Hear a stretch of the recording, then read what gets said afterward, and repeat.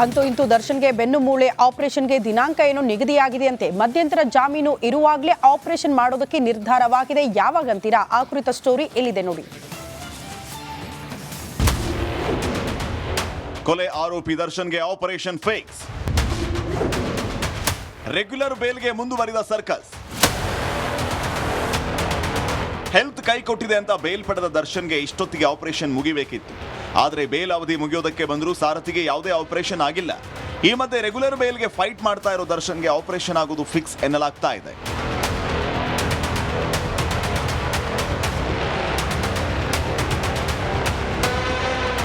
ಮಂಗಳವಾರಕ್ಕೆ ದರ್ಶನ್ ಜಾಮೀನು ಅವಧಿ ಅಂತ್ಯ ಆಗುತ್ತೆ. ಹೀಗಾಗಿ ಸರ್ಜರಿ ಮಾಡಿಸಿಕೊಳ್ಳುವ ಒತ್ತಡದಲ್ಲಿ ಸಾರಥಿ ಇದ್ದಾನೆ. ಸೋಮವಾರವೇ ವಿಜಿಎಸ್ ಆಸ್ಪತ್ರೆಯಲ್ಲಿ ಆಪರೇಷನ್ ಆಗೋ ಸಾಧ್ಯತೆ ಇದೆ. ಆಪರೇಷನ್ ನಡೆಯದೇ ಇದ್ರೆ ಮತ್ತೆ ದರ್ಶನ್ ಜೈಲ್ ಪಾಲಾಗೋ ಅಪಾಯವೂ ಹೆಚ್ಚಾಗಿದೆ.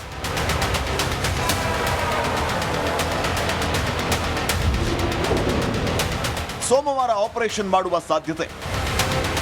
ಬೇಲ್ ಅರ್ಜಿ ವಿಚಾರಣೆ ವೇಳೆ ದರ್ಶನ್ ಪರ ವಕೀಲರು ವೈದ್ಯಕೀಯ ವರದಿ ಸಲ್ಲಿಸಿದ್ದಾರೆ. ದರ್ಶನ್ ಮಧ್ಯಂತರ ಜಾಮೀನು ಪಡೆದರೂ ಆಪರೇಷನ್ ಮಾಡಿಸಿಲ್ಲ. ಹೀಗಿರುವಾಗ ದರ್ಶನ್ಗೆ ಕ್ಷಣ ಕ್ಷಣಕ್ಕೆ ಟೆನ್ಷನ್ ಹೆಚ್ಚಾಗಿದೆ. ಒಂದ್ ಕಡೆ ರೆಗ್ಯುಲರ್ ಬೇಲ್, ಇನ್ನೊಂದೆಡೆ ಮಧ್ಯಂತರ ಬೇಲ್ಗೆ 2 ದಿನ ಬಾಕಿ ಉಳಿದಿದೆ. ಮತ್ತೊಂದೆಡೆ ಆಪರೇಷನ್ ಟೆನ್ಷನ್. ಸರ್ಜರಿಗೆ ಡೇಟ್ ಫಿಕ್ಸ್ ಆಗಿದ್ದು, ಈ ಬಗ್ಗೆ ಕೋರ್ಟ್ಗೆ ಸಿ.ವಿ. ನಾಗೇಶ್ ಮಾಹಿತಿ ನೀಡಿದ್ದಾರೆ. ಹೀಗಾಗಿ ಕೋರ್ಟ್ ಏನು ಆದೇಶ ನೀಡುತ್ತೆ ಅನ್ನೋ ಟೆನ್ಷನ್ ಅಲ್ಲಿ ದರ್ಶನ್ ಇದ್ದಾನೆ.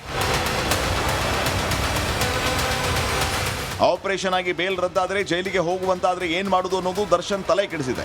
ಈಗ ಸೋಮವಾರ ವೈದ್ಯರು ತೆಗೆದುಕೊಳ್ಳುವ ಕ್ರಮದ ಮೇಲೆ ದರ್ಶನ್ ಭವಿಷ್ಯ ತೀರ್ಮಾನ ಆಗಲಿದೆ.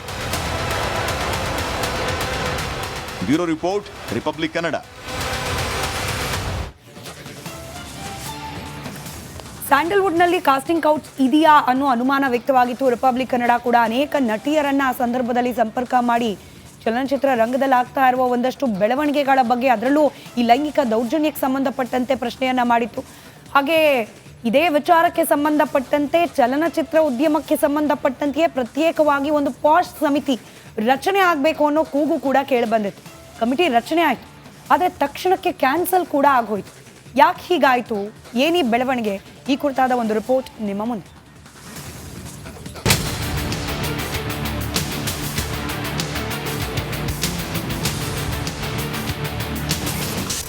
ಲೈಂಗಿಕ ದೌರ್ಜನ್ಯ ತಡೆಗೆ ಪಾಶ್ ರಚನೆ. ಸಂಜೆಯಷ್ಟರಲ್ಲೇ ಸಮಿತಿ ನಿರ್ಧಾರ ವಾಪಸ್.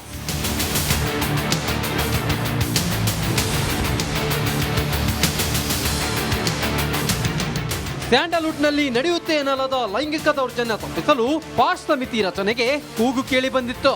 ನಟಿಯರ ಮೇಲಿನ ಲೈಂಗಿಕ ದೌರ್ಜನ್ಯ ತಡೆಗಾಗಿ ಪಾಶ್ ಕಮಿಟಿ ರಚನೆಗೆ ಮನವಿ ಮಾಡಲಾಗಿತ್ತು. ಸತತ 2 ತಿಂಗಳ ಬಳಿಕ ಫಿಲ್ಮ್ ಚೇಂಬರ್ ಅಧ್ಯಕ್ಷ ಎನ್.ಎಂ. ಸುರೇಶ್ ನೇತೃತ್ವದಲ್ಲಿ ನಾಮಕವಾಸ್ತೆಗೆ ಸಮಿತಿ ರಚನೆ ಮಾಡಲಾಗಿತ್ತು. ಆದರೆ ಬೆಳಗ್ಗೆ ಕಮಿಟಿ ರಚಿಸಿ ಸಂಜೆಯಷ್ಟರಲ್ಲೇ ಕ್ಯಾನ್ಸಲ್ ಮಾಡಲಾಯಿತು.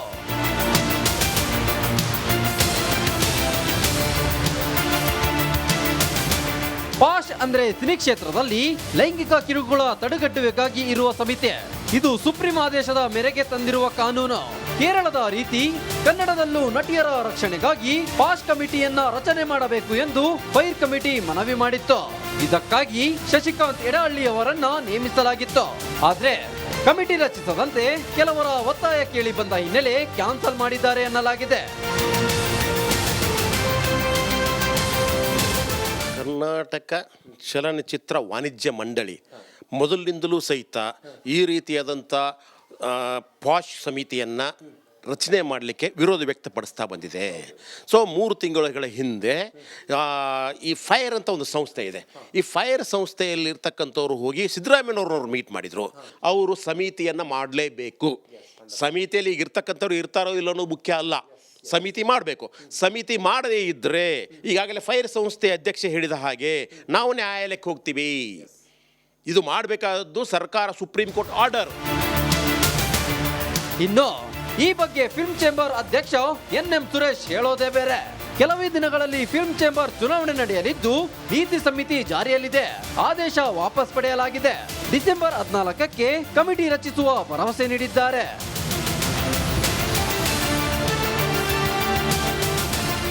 ನಾವು ಅದು ಕ್ಯಾನ್ಸಲ್ ಮಾಡಿಲ್ಲ, ಹಿಂಪಡೆದಿಲ್ಲ, ಹೋಲ್ಡ್ ಮಾಡಿದ್ದೀನಿ.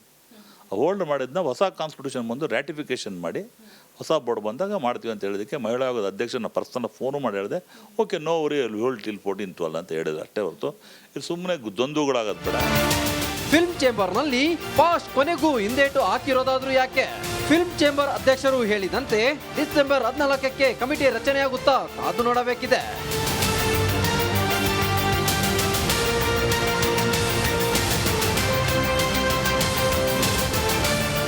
ರೋಜಾ ಫಿಲ್ಮ್ ಬ್ಯೂರೋ, ರಿಪಬ್ಲಿಕ್.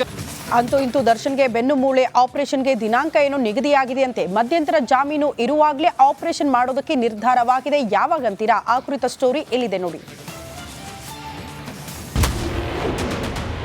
ಕೊಲೆ ಆರೋಪಿ ದರ್ಶನ್ಗೆ ಆಪರೇಷನ್ ಫೇಕ್ಸ್. ರೆಗ್ಯುಲರ್ ಬೇಲ್ಗೆ ಮುಂದುವರಿದ ಸರ್ಕಸ್. ಹೆಲ್ತ್ ಕೈ ಕೊಟ್ಟಿದೆ ಅಂತ ಬೇಲ್ ಪಡೆದ ದರ್ಶನ್ಗೆ ಇಷ್ಟೊತ್ತಿಗೆ ಆಪರೇಷನ್ ಮುಗಿಬೇಕಿತ್ತು. ಆದರೆ ಬೇಲ್ ಅವಧಿ ಮುಗಿಯೋದಕ್ಕೆ ಬಂದರೂ ಸಾರಥಿಗೆ ಯಾವುದೇ ಆಪರೇಷನ್ ಆಗಿಲ್ಲ. ಈ ಮಧ್ಯೆ ರೆಗ್ಯುಲರ್ ಬೇಲ್ಗೆ ಫೈಟ್ ಮಾಡ್ತಾ ಇರೋ ದರ್ಶನ್ಗೆ ಆಪರೇಷನ್ ಆಗೋದು ಫಿಕ್ಸ್ ಎನ್ನಲಾಗ್ತಾ ಇದೆ.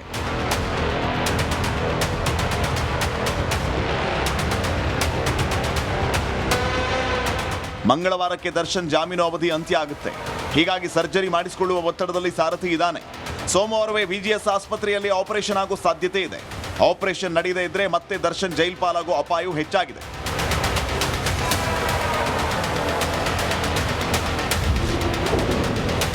ಸೋಮವಾರ ಆಪರೇಷನ್ ಮಾಡುವ ಸಾಧ್ಯತೆ. ಬೇಲ್ ಅರ್ಜಿ ವಿಚಾರಣೆ ವೇಳೆ ದರ್ಶನ್ ಪರ ವಕೀಲರು ವೈದ್ಯಕೀಯ ವರದಿ ಸಲ್ಲಿಸಿದ್ದಾರೆ. ದರ್ಶನ್ ಮಧ್ಯಂತರ ಜಾಮೀನು ಪಡೆದರೂ ಆಪರೇಷನ್ ಮಾಡಿಸಿಲ್ಲ. ಹೀಗಿರುವಾಗ ದರ್ಶನ್ಗೆ ಕ್ಷಣಕ್ಕೆ ಟೆನ್ಷನ್ ಹೆಚ್ಚಾಗಿದೆ. ಒಂದ್ ಕಡೆ ರೆಗ್ಯುಲರ್ ಬೇಲ್, ಇನ್ನೊಂದೆಡೆ ಮಧ್ಯಂತರ ಬೇಲ್ಗೆ 2 ದಿನ ಬಾಕಿ ಉಳಿದಿದೆ. ಮತ್ತೊಂದೆಡೆ ಆಪರೇಷನ್ ಟೆನ್ಷನ್. ಸರ್ಜರಿಗೆ ಡೇಟ್ ಫಿಕ್ಸ್ ಆಗಿದ್ದು ಈ ಬಗ್ಗೆ ಕೋರ್ಟ್ಗೆ ಸಿ.ವಿ. ನಾಗೇಶ್ ಮಾಹಿತಿ ನೀಡಿದ್ದಾರೆ. ಹೀಗಾಗಿ ಕೋರ್ಟ್ ಏನು ಆದೇಶ ನೀಡುತ್ತೆ ಅನ್ನೋ ಟೆನ್ಷನ್ ಅಲ್ಲಿ ದರ್ಶನ್ ಇದ್ದಾನೆ. ಆಪರೇಷನ್ ಆಗಿ ಬೇಲ್ ರದ್ದಾದರೆ ಜೈಲಿಗೆ ಹೋಗುವಂತಾದ್ರೆ ಏನ್ ಮಾಡುದು ಅನ್ನೋದು ದರ್ಶನ್ ತಲೆ ಕೆಡಿಸಿದೆ. ಈಗ ಸೋಮವಾರ ವೈದ್ಯರು ತೆಗೆದುಕೊಳ್ಳುವ ಕ್ರಮದ ಮೇಲೆ ದರ್ಶನ್ ಭವಿಷ್ಯ ತೀರ್ಮಾನ ಆಗಲಿದೆ. Bureau report, Republic Kannada.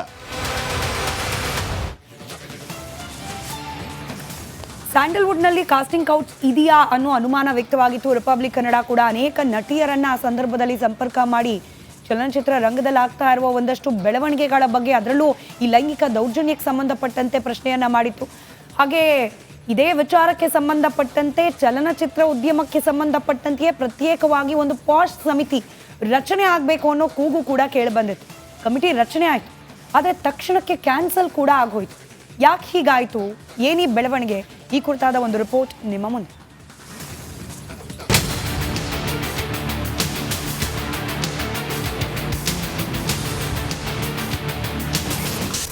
ಲೈಂಗಿಕ ದೌರ್ಜನ್ಯ ತಡೆಗೆ ಪಾಶ್ ರಚನೆ. ಸಂಜೆಯಷ್ಟರಲ್ಲೇ ಸಮಿತಿ ನಿರ್ಧಾರ ವಾಪಸ್.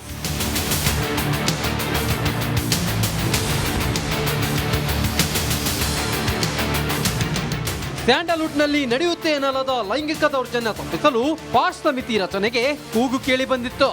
ನಟಿಯರ ಮೇಲಿನ ಲೈಂಗಿಕ ದೌರ್ಜನ್ಯ ತಡೆಗಾಗಿ ಪಾಶ್ ಕಮಿಟಿ ರಚನೆಗೆ ಮನವಿ ಮಾಡಲಾಗಿತ್ತು.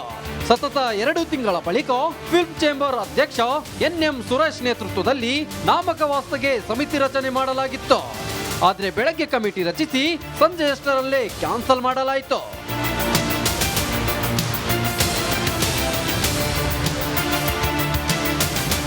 ಪಾಶ್ ಅಂದ್ರೆ ಸಿನಿ ಕ್ಷೇತ್ರದಲ್ಲಿ ಲೈಂಗಿಕ ಕಿರುಕುಳ ತಡೆಗಟ್ಟುವಿಗಾಗಿ ಇರುವ ಸಮಿತಿ.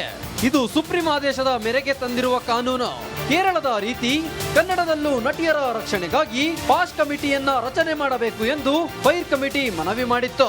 ಇದಕ್ಕಾಗಿ ಶಶಿಕಾಂತ್ ಎಡಹಳ್ಳಿ ಅವರನ್ನ ನೇಮಿಸಲಾಗಿತ್ತು.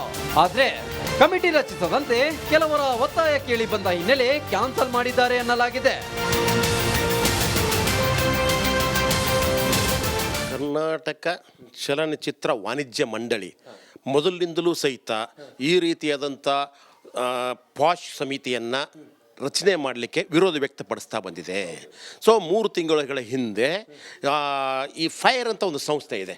ಈ ಫೈರ್ ಸಂಸ್ಥೆಯಲ್ಲಿರ್ತಕ್ಕಂಥವ್ರು ಹೋಗಿ ಸಿದ್ದರಾಮಯ್ಯನವ್ರನ್ನವ್ರು ಮೀಟ್ ಮಾಡಿದರು. ಅವರು ಸಮಿತಿಯನ್ನು ಮಾಡಲೇಬೇಕು. ಸಮಿತಿಯಲ್ಲಿ ಈಗ ಇರ್ತಕ್ಕಂಥವ್ರು ಇರ್ತಾರೋ ಇಲ್ಲೋ ಮುಖ್ಯ ಅಲ್ಲ, ಸಮಿತಿ ಮಾಡಬೇಕು. ಸಮಿತಿ ಮಾಡದೇ ಇದ್ದರೆ ಈಗಾಗಲೇ ಫೈರ್ ಸಂಸ್ಥೆ ಅಧ್ಯಕ್ಷ ಹೇಳಿದ ಹಾಗೆ ನಾವು ನ್ಯಾಯಾಲಯಕ್ಕೆ ಹೋಗ್ತೀವಿ. ಇದು ಮಾಡಬೇಕಾದದ್ದು ಸರ್ಕಾರ, ಸುಪ್ರೀಂ ಕೋರ್ಟ್ ಆರ್ಡರ್. ಇನ್ನು ಈ ಬಗ್ಗೆ ಫಿಲ್ಮ್ ಚೇಂಬರ್ ಅಧ್ಯಕ್ಷ ಎನ್.ಎಂ. ಸುರೇಶ್ ಹೇಳೋದೇ ಬೇರೆ. ಕೆಲವೇ ದಿನಗಳಲ್ಲಿ ಫಿಲ್ಮ್ ಚೇಂಬರ್ ಚುನಾವಣೆ ನಡೆಯಲಿದ್ದು ನೀತಿ ಸಮಿತಿ ಜಾರಿಯಲ್ಲಿದೆ. ಆದೇಶ ವಾಪಸ್ ಪಡೆಯಲಾಗಿದೆ. ಡಿಸೆಂಬರ್ 14ಕ್ಕೆ ಕಮಿಟಿ ರಚಿಸುವ ಭರವಸೆ ನೀಡಿದ್ದಾರೆ.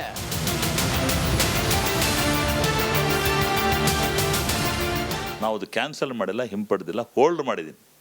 ಹೋಲ್ಡ್ ಮಾಡಿದ್ನ ಹೊಸ ಕಾನ್ಸ್ಟಿಟ್ಯೂಷನ್ ಬಂದು ರ್ಯಾಟಿಫಿಕೇಷನ್ ಮಾಡಿ ಹೊಸ ಬೋರ್ಡ್ ಬಂದಾಗ ಮಾಡ್ತೀವಿ ಅಂತ ಹೇಳಿದಕ್ಕೆ ಮಹಿಳಾ ಆಯೋಗದ ಅಧ್ಯಕ್ಷನ ಪರ್ಸನಲ್ ಫೋನು ಮಾಡಿ ಹೇಳಿದೆ, okay no worry hold till 14-12 ಅಂತ ಹೇಳಿದ್ರು ಅಷ್ಟೇ ಹೊರತು ಇದು ಸುಮ್ಮನೆ ದ್ವಂದ್ವಗಳಾಗೋದು ಬೇಡ. ಫಿಲ್ಮ್ ಚೇಂಬರ್ನಲ್ಲಿ ಪಾಶ್ ಕೊನೆಗೂ ಹಿಂದೇಟು ಹಾಕಿರೋದಾದ್ರೂ ಯಾಕೆ? ಫಿಲ್ಮ್ ಚೇಂಬರ್ ಅಧ್ಯಕ್ಷರು ಹೇಳಿದಂತೆ ಡಿಸೆಂಬರ್ 14ಕ್ಕೆ ಕಮಿಟಿ ರಚನೆಯಾಗುತ್ತಾ ಕಾದು ನೋಡಬೇಕಿದೆ.